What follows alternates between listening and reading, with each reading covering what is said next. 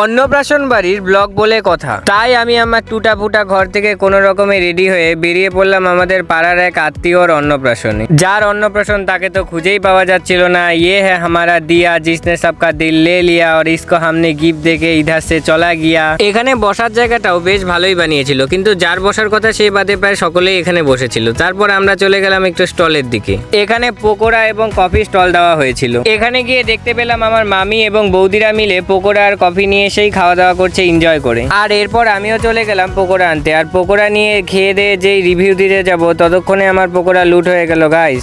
देखा आपने लापरवाही का नतीजा। এর জন্য কফি আনার সময় আর কোনো রিস্ক নিইনি দ্বিতীয়বার।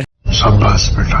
কফিটাও খেতে ছিল দারুণ, তার সাথে পকোড়াটাও ছিল দারুণ। এরপর আর দেরি না করে আমরা চলে গেলাম খাবারের আসরের দিকে। বাঙালিয়ানায় ভরপুর 3 রকমের মাছ সহ আরো বিভিন্ন রকমের পদ দিয়ে খাওয়া দাওয়া করে আজকের মতো ভিডিওটা এখানেই শেষ করছি। আবার দেখা হচ্ছে পরে ভিডিওতে। Okay bye.